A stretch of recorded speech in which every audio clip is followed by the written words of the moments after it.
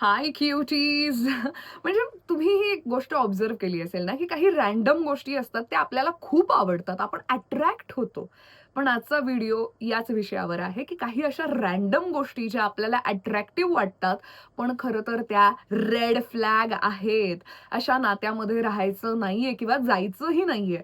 यासाठी हा व्हिडिओ महत्त्वाचा आहे. खरं तर आजचा व्हिडिओ मुलींसाठी मी खास बनवलेला आहे, पण मुलंही पाहू शकतात. जेणेकरून त्यांना कळेल, की या गोष्टींना मुली रेड फ्लॅग समजतात तर आणि त्यानुसार तुम्ही तुमच्यामध्ये सुधारणा करू शकता. तुमच्या मित्रांना आणखी काही टिप्स देऊ शकता. सो मुलींनो, खास करून तुमच्यासाठी व्हिडिओ असल्यामुळे प्लीज शेवटपर्यंत बघा. सुरू करूयात. हॅलो, हाय, कसं आहे ना मित्रांनो, मी आर.जे. ज्योती आणि स्वागत करते तुमचं माझ्या या प्रेमाच्या YouTube चॅनलमध्ये. जिथे प्रेमाच्या आपण अनलिमिटेड, नॉन स्टॉप आणि अनएडिटेड गप्पा मारत असतो. म्हणजेच की स्टार्ट टू एंड जे जसं आहे तसंच तुम्हाला शेवटपर्यंत ऐकायला मिळतं. यामध्ये मी काहीच एडिट करत नाही. Even no makeup look. म्हणजे मला असं वाटतं, की एखाद्या मुद्द्यावर बोलायला हवं, तर लगेच मी फोन ओपन करते, व्हिडिओ शूट करते, डन, पोस्ट. कारण तेव्हाच त्या गोष्टी सुचतात आणि रेकॉर्डिंग होतं. सो एक छोटीशी रिक्वेस्ट आहे, ती म्हणजे की जर का तुम्ही अजून सुद्धा चॅनलला सबस्क्राईब केलं नसेल, तर करून टाका. मला खूप भारी वाटतं. आणखी व्हिडिओज बनवण्याची इच्छा निर्माण होते. सो मुलींनो, प्लीज पहिला पॉइंट लक्षात ठेवा आणि तो पॉइंट म्हणजे प्लीज याच्यात कोणीही कोणाच्या भावना दुखवून घ्यायच्या नाहीयेत. जो मुलगा इयर पिअर्सिंग करतो ना, तो थोडासा रेड फ्लॅग आहे. म्हणजे आता आपली मराठी मुलं बघा, भिगबाळी घालतात ते ओके आहे. एकदम परफेक्ट आहे. चांगला गुणी संस्कारी मुलगा. काही मुलं इथे नॉर्मल एक खडा घालतील, गुजराती, मारवाडी मुलं घालतात, राजस्थानी घालतात, आपली मराठी मुलंही घालतात, तेही ओके आहे.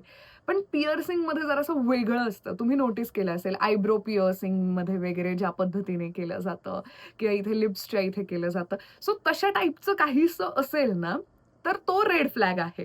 बाकी भिगबाळी आणि एखादा खडा घालणं ते नॉर्मल आहे. पण ज्या पद्धतीने त्याने स्टायलिंग केलेलं आहे ते तुम्हाला बघायचं आहे. तो एक रँडम रेड फ्लॅग आहे. आता हे मी कशावरून म्हणतीये, तर अशी जी मुलं असतात ना, ती जराशी टॉक्सिक असतात.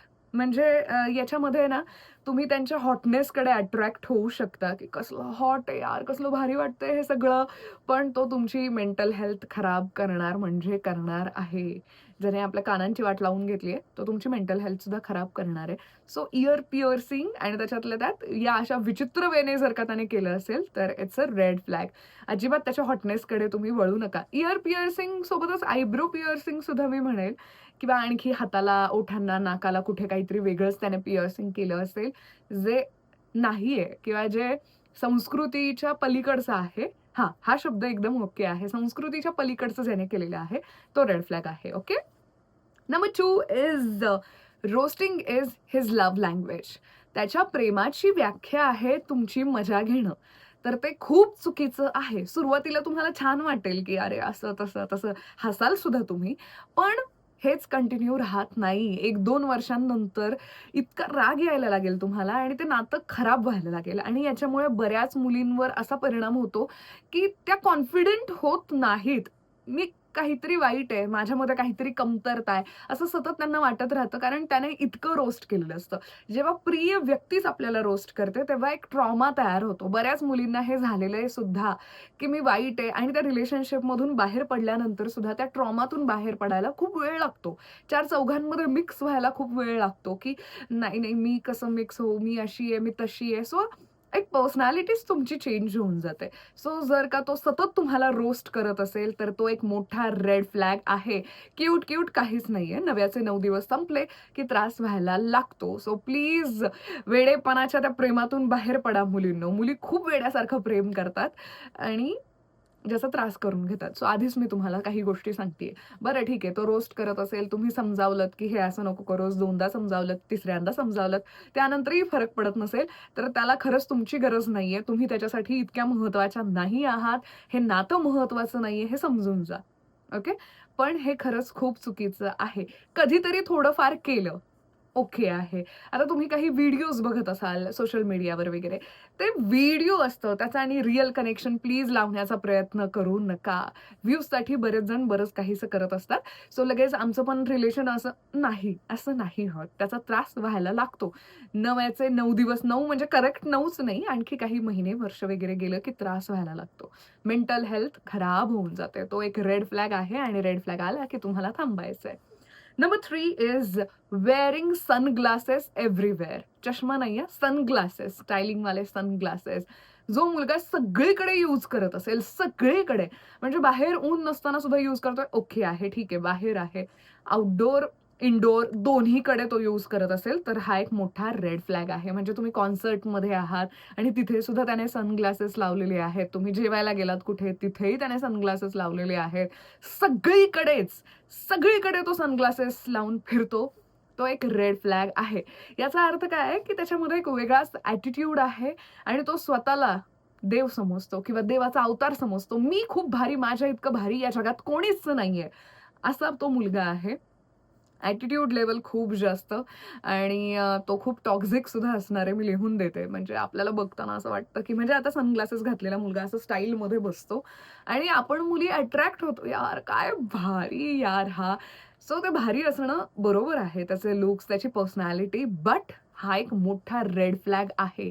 रिलेशनशिपमध्ये आल्यानंतर तुम्हाला त्रास होणार आहे. कारण अशी मुलं जी स्वतःला खूप भारी समजतात, दुसऱ्यांना नाही समजत, नाही यांच्यासोबत आपण राहू शकत. म्हणजे ते फार अवघड आहे, की ज्याला इतकं म्हणजे इतकं वाटतंय स्वतःबद्दल. सो हे खूप चुकीचं आहे. हा एक मोठा रेड फ्लॅग मला मनापासून वाटतो आणि अशी मुलं खूप टॉक्सिक असतात. संभाल के रहना. फक्त तो खूप भारी आहे म्हणून असं भाळून जाऊ नका, इतकंच मी सांगेन. Number 4 is texting without emojis. तुम्ही कोणत्याही सोशल मीडिया प्लॅटफॉर्मवर चॅट करताय आणि तो चॅट करताना एकही इमोजी वापरत नाहीये, कसलेच इमोजी वापरत नाहीये, हा एक रेड फ्लॅग आहे. जो मुलगा प्रेमात असतो, तो प्रेम दाखवण्यासाठी वेगवेगळे इमोजीस यूज करत असतो. जो मुलगा हे सगळं करत नाहीये, त्याला काही तुमचं घेणं-देणं नाहीये. तो रँडम आणखी 3-4 मुलींशी सुद्धा बोलतोय, तुमच्याशीही बोलतोय. सीरियस नाहीये तो. जो मुलगा सीरियस असतो, तो इमोजीस पाठवतो. हे मी ऑब्झर्व्ह केलेलं आहे आणि काय लिहिलंय मी इथे? हां, जो मुलगा इमोजीस पाठवत नाही, त्याच्या डोक्यामध्ये असं सुरू असतं, की हिला माझ्या इतका भारी मुलगा भेटणारच नाहीये. तो एक वेगळाच ॲटिट्यूड असतो, की यार मी भारी आहे.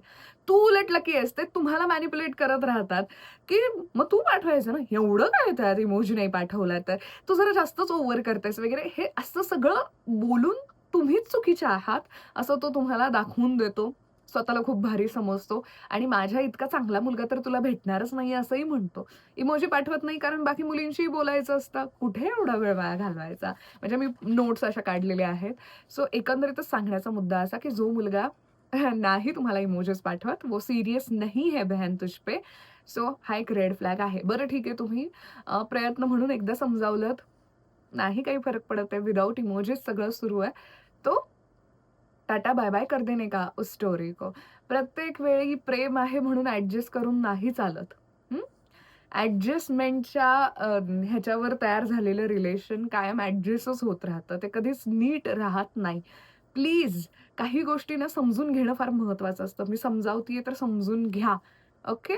देन नंबर 5 तुम्ही डेटसाठी कोणत्याही सोशल मीडिया ॲपवर गेला असाल, डेटिंग ॲपवर गेला असाल. डेटिंग ॲप्समध्ये सगळी माहिती येते. त्या मुलाचा फोटो, नाव, गाव, कुठे राहतो, काय एज आहे, हाईट किती आहे, व्हॉटएव्हर इट इज. त्यासोबतच त्याचे फोटोज कसे आहेत तेही बघा.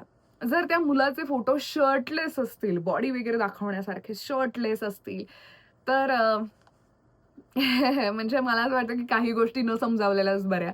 जर तुला मुली हे समजलं नसेल, तर तू खूपच साधी, भोळी, अगदीच छान आहेस. सो अशा मुलांना डेट करायचं नाही, इतकंच मी सांगेल. खूप कॉमन सेन्स आहे, की अशा मुलांना का डेट करू नये. तो मुलगा फक्त एवढं लक्षात ठेव, शर्टलेस आहे तर करायचं नाहीये. तू साधी भोळी आहेस, ठीक आहे, स्ट्राँग राहा, साधी भोळी राहा, पण स्ट्राँग राहा आणि यूज युअर ब्रेन. आणि जर ब्रेन यूज करता येत नसेल स्वतःचं, तर मी जे सांगतेय त्याच्याकडे लक्ष दे. अशी मुलं खूप अवघड असतात. सो आजच्या व्हिडिओपुरतं इतकंच. पण जर आणखी एखादा प्लस पॉइंट सांगायचा झाला, खरं तर मी इतक्याच गोष्टी नोट डाउन करून लिहिलेल्या, की असं-असं मला वाटतंय, जे मला वाटत होतं. त्यातला एक पॉइंट मी आणखी असं सांगेल, की जो मुलगा क्लीन शेव करतो, ओके, क्लीन शेव, कुछ भी नाहीये, ना मूछ है, ना दाढी आहे, सगळं एकदम क्लीन शेव करतो आणि स्टाईल मारायला कोरियन वगैरे अशा चायनीज वगैरे मुलांसारखे स्टाईल मारायला चष्मा नसताना सुद्धा 0 नंबरचा किंवा 0.5 नंबरचा चष्मा घालत असेल, तर अशी मुलं सुद्धा बऱ्यापैकी रेड फ्लॅग असतात, असं माझं ऑब्झर्वेशन आहे. सो जसं मी सुरुवातीला सांगितलेलं, की काही रँडम गोष्टी आहेत या, अगदीच रँडम आहेत, पण त्याच्यामध्ये रेड फ्लॅग आहे. सो ज्या रँडम गोष्टी मला रेड फ्लॅग वाटल्या, त्या मी तुमच्यासोबत शेअर केल्या. सो मुलांनो, तुम्ही सुद्धा विचार करा, कारण मुली या सगळ्या गोष्टींना रेड फ्लॅग समजतात, मी समजते. ओके? चला, व्हिडिओ संपलेला आहे. जाता-जाता इतकं सांगेल, की तुम्हाला कोणत्या विषयावर व्हिडिओ हवाय, मला नक्की कमेंट्समध्ये कळवा आणि नेहमी खुश राहा, प्रेमात राहा, तुमच्याही, माझ्याही. I love you. आणि रेड फ्लॅग दिसल्या-दिसल्या थांबायचं असतं. गाडीसुद्धा रेड सिग्नल आला, की आपण थांबवतो, कारण पुढे अपघात होऊ नये म्हणून. सो प्रेमातही तसंच होतं. रेड फ्लॅग दिसत असेल तर थांबावं, नाहीतर ब्रेकअप होणार आहे, त्रास होणार आहे त्या नात्यामध्ये. ओके? चलो बाय, लव्ह यू.